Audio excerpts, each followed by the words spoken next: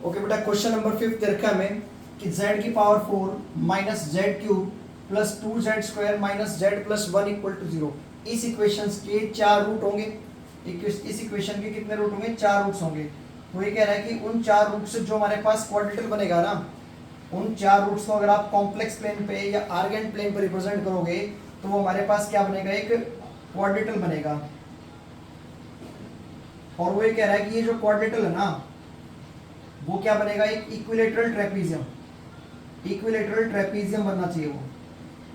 ये हमें प्रूव करना है कि जो हमारे पास 4 रूट्स बनेंगे उनसे उनको अगर हम कॉम्प्लेक्स प्लेन पर रिप्रेजेंट करते हैं तो एक क्वाड्रेटिल बनेगा। और वो क्वाड्रेटिल क्या होगा? Equilateral trapezium. इक्विलेटरल ट्रेपीजियम क्या होता है? सुनना ध्यान से।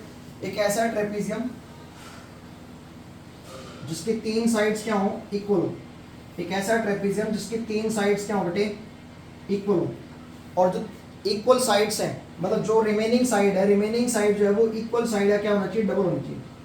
रिमेनिंग जो साइड है, रिमेनिंग मींस फोर्थ जो साइड है, फोर्थ साइड वो इक्वल साइड का डबल होना चाहिए। और ये ट्रेपीजियम जो है वो तीन इक्वल इक्विलेटरल ट्रायंगल में जो ये ट्रेपीजियम है उसको इक्विलेटरल ट्रेपीजियम इस तब कहेंगे जब वो 3 इक्विलेटरल ट्रायंगल में क्या हो जाए? डिवाइड हो जाए। ठीक है, मीन्स 3 साइड इक्वल हो जाए और फोर्थ साइड जो है वो इक्वल साइड का डबल हो जाए और वो ट्रेपीजियम क्या हो जाए? 3 इक्विलेटरल ट्रायंगल में डिवाइड हो जाए, तो उसको हम बोलते हैं इक्विलेटरल ट्रेपीजियम। नाउ यहाँ पर इसके रूट फाइंड आउट करते हैं हम सबसे पहले। तो z की पावर 4 माइनस जेड क्यूब, ठीक है, और 2z² को हम z² प्लस z² लिख सकते हैं, minus z plus 1 equal to 0। तो कॉमन क्या है यहाँ से? इन दोनों में से कॉमन आ रहा है हमारे पास, या आप इन दोनों में से कॉमन ले जाओ, z पावर 4 और इसमें से, तो इन दोनों में से कॉमन क्या है हमारे पास? z² कॉमन आया, तो रिमेनिंग z² प्लस 1 रह जाएगा। सिमिलरली आप इन दोनों में से कॉमन लेके जाओ, तो इन दोनों में से आपके पास आएगा माइनस z² कॉमन आया, सॉरी माइनस z कॉमन आएगा, तो remaining is z² plus 1 and last one, ये दो रह जाएंगे हमारे पास z² प्लस 1। फाइनली लास्ट में क्या रहेगा? z² plus 1।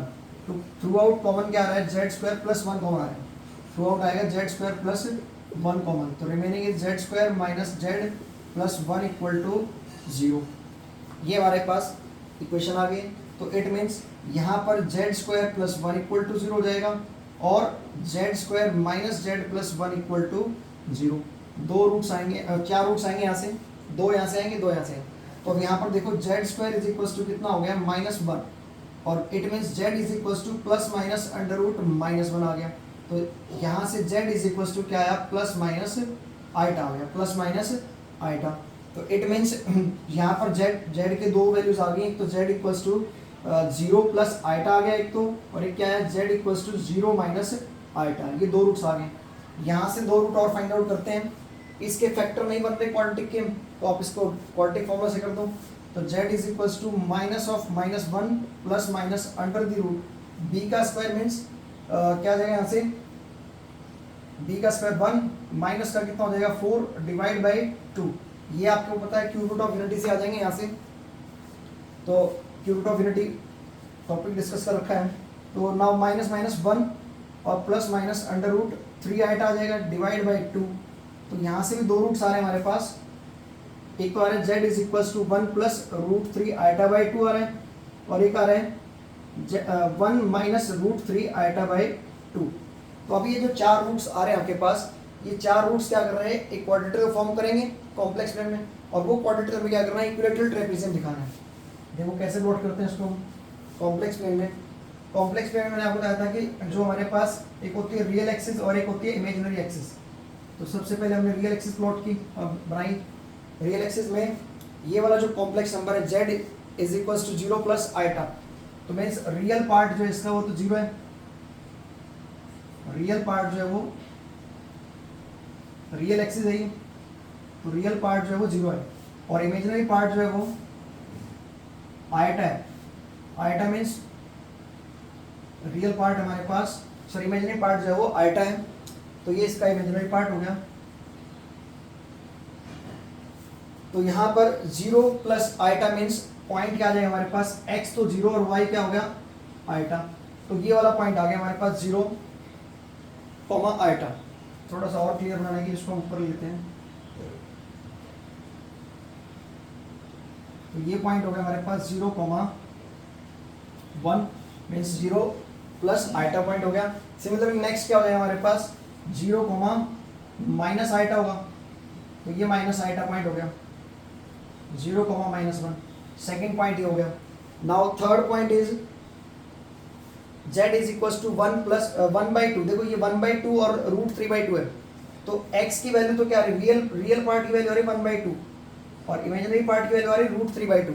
तो 1/2 तो क्या आएगा 1 और 0 इसका हाफ आ जाएगा ना, तो ये 1/2 यहाँ आएगा कहीं, और √3/2 इमेजिनरी पार्ट आएगा √3/2। √3/2 होता है 1.7/2 मीन्स नियर अप्रोक्सीमेटली 0.8 समथिंग आएगा। तो 0.8 समथिंग मीन्स यहाँ कहीं आएगा पॉइंट ये, आप इसको प्लॉट करो तो ये वाला पॉइंट जो है यहाँ आ जाएगा। क्लियर। और सिमिलरली जो नेक्स्ट पॉइंट है 1-1/2 माइनस √3/2, तो ये जस्ट इसके नीचे आ जाएगा यहाँ पर, ये पॉइंट यहाँ आ जाएगा। तो ये एक तरह से इस तरीके से कोई ट्रेपेजियम बन जाएगा। ये ट्रेपेजियम बन जाएगा आपके पास ABCD, और ये कहता है कि ये ट्रेपेजियम जो है इक्विलेटरल ट्रेपेजियम होना चाहिए। तो इक्विलेटरल तो होगा ही बेटे। देखो ये जो पॉइंट था हमारे पास, ये पॉइंट था हमारे पास 1/2 माइनस √3/2 था, और ये वाला पॉइंट जो था वो क्या था 1/2 √3/2। अब आप डिस्टेंस फॉर्मूले से CD का डिस्टेंस निकालो। CD का जो डिस्टेंस आएगा डिस्टेंस फॉर्मूला CD का जो डिस्टेंस आएगा वो 1/2 माइनस 0 का होल स्क्वायर आ जाएगा, और नाउ प्लस √3/2 माइनस 1 का होल स्क्वायर आ जाएगा। तो जब आप इसको सॉल्व करोगे तो ये जो CD है ना, CD का डबल कौन हो जाएगा AD होगा। तो AD क्या आएगा, AD की लेंथ डिस्टेंस फॉर्मूला से 0 प्लस माइनस 1 का होल स्क्वायर। तो इट मीन्स यहाँ से हमारे पास क्या आ रही है, AD की वैल्यू 2 आ रही है। AD की वैल्यू कितनी आ रही है यहाँ से 2, तो CD की वैल्यू क्या आएगी 1 आएगी। आप सॉल्व करके देख लेना, CD की वैल्यू क्या आ जाएगी 1। अगर AD क्या आ रहा है 2 आ रहा है, तो CD की जो लेंथ है वो क्या आ जाएगी 1 आ जाएगी। और यही हमें शो करना था कि जो ये तीन साइड है CD equals to AB equals to BC, इन तीनों की लेंथ क्या आएगी हमारे पास 1 आएगी, और इसकी लेंथ क्या आ जाएगी 2 आ जाएगी। तो मैंने आपको ये बताया था इक्विलेटरल ट्रेपेजियम वो होता है जिसमें तीन साइड तो क्या हो इक्वल हो, तीन साइड की लेंथ 1 आएगी, और जो फोर्थ साइड है वो उसका क्या हो जाएगा डबल हो जाएगा। ये हमें प्रूफ करना था यहाँ पर, जो कि हमने प्रूफ कर दिया।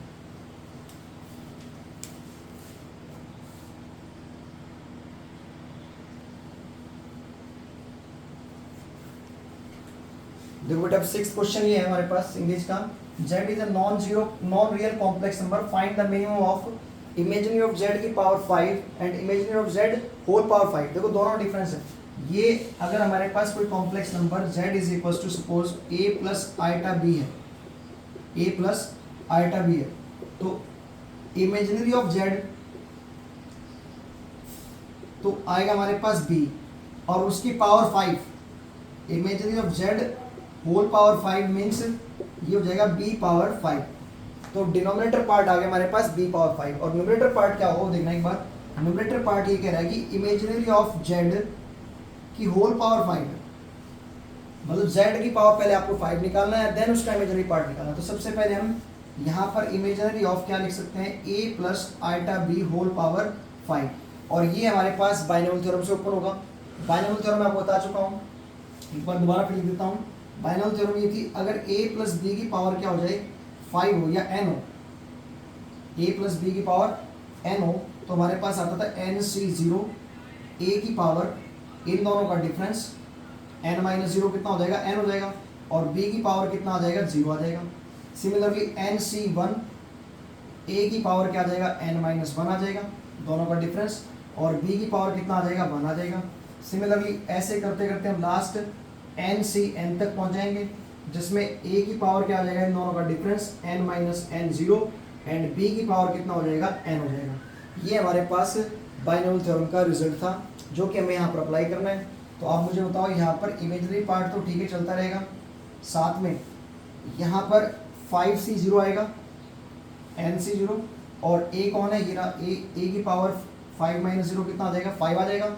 सिमिलरली नेक्स्ट आइटा b, क्योंकि b कौन है यहाँ पर, आइटा है, तो आइटा b की पावर 0 आ जाएगा, प्लस 5c 1, a की पावर कितना हो जाएगा 4, एंड आइटा b की पावर कितना हो जाएगा 1।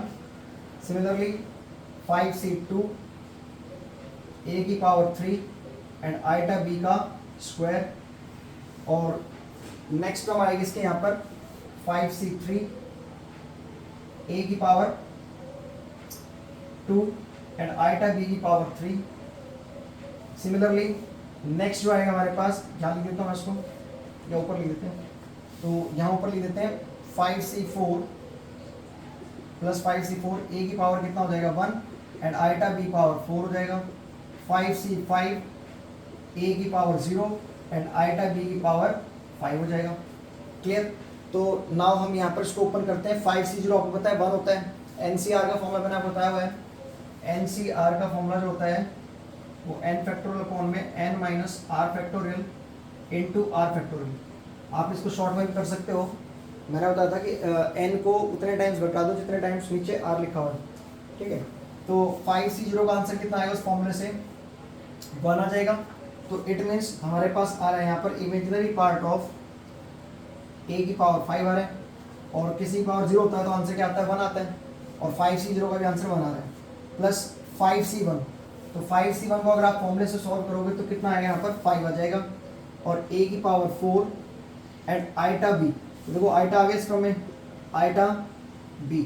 सिमिलरली नेक्स्ट 5c 2 की वैल्यू आती है 10, फॉर्मूले से आती है 5c 2 की वैल्यू 10, तो 10 a क्यूब और आइटा स्क्वायर कितना हो जाएगा, माइनस हो जाएगा, तो यहाँ पर आ जाएगा माइनस का साइन और b का स्क्वायर।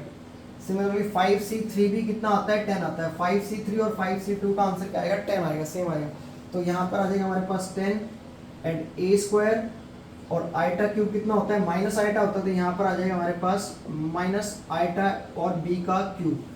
सिमिलरली नेक्स्ट 5c 4 भी कितना आएगा हमारे पास 5 आएगा, जो 5c 1 आएगा आंसर, जो 5c की वैल्यू आएगी 5c 1 की वैल्यू वही 5c 4 की वैल्यू आ जाएगी। तो यहाँ पर आएगा 5 और a की पावर 1, आइटा की पावर 4 होता है हमारे पास 1, तो b पावर 4 हो जाएगा। एंड लास्ट वन 5c 5 कितना होगा वो 1 होगा, और a की पावर 0 भी कितना होगा 1, तो ये लास्ट आया आइटा की पावर 5 और b पावर 5।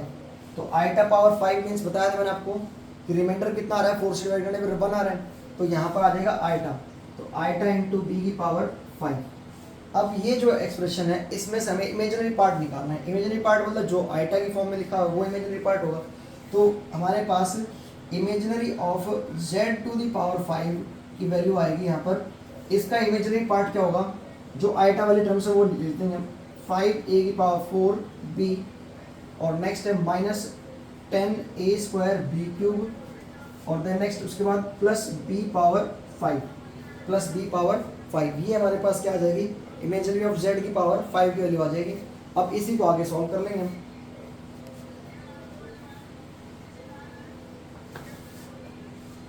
अब इसको सॉल्व करते हैं, देखो कैसे। मुझे फाइंड आउट करना था इसकी मिनिमम वैल्यू, तो दोनों को डिवाइड करना है, मीन्स मुझे इसको और इस इक्वेशन को, इक्वेशन 1 को और ये इसको हमें डिवाइड करना है।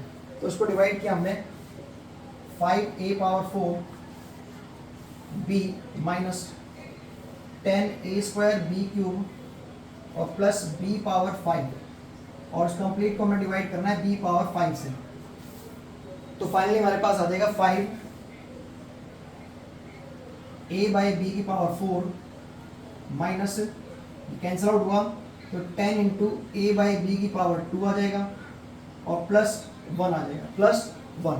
अगर आप देखो यहाँ पर ये क्वाड्रेटिक इक्वेशन है, ये क्वाड्रेटिक इक्वेशन है। अगर मैं थोड़ी देर के लिए लेट ए बाई बी का whole square, A by B के स्क्वायर को मैं थोड़ी देर के लिए वाई मान लेता हूँ, तो ये हमारे पास इक्वेशन आ जाएगी 5y square minus 10y plus 1। और मुझे क्या करना है, इस क्वाड्रेटिक का क्या निकालनी है, मिनिमम वैल्यू निकालनी। क्वाड्रेटिक की क्या निकालनी है, मिनिमम वैल्यू। तो मैंने आपको क्वाड्रेटिक की मिनिमम वैल्यू के लिए बता रखा है फॉर्मूला, ये एक अपवर्ड पैराबोला है, तो उसकी जो मिनिमम वैल्यू होगी हमारे पास माइनस का d/4 होती है, माइनस का d/4a जो है इसकी क्या हो जाएगी हमारे पास मिनिमम वैल्यू हो जाएगी। तो माइनस का डी मीन्स डी क्या होता है, बी स्क्वायर माइनस 4ac होता है। तो बी का स्क्वायर मीन्स 10 का स्क्वायर कितना आया 100 माइनस 4ac मीन्स 20, 4 इंटू 5 हो जाएगा और डिवाइड बाई कितना आ रहा है 20 आ रहा है।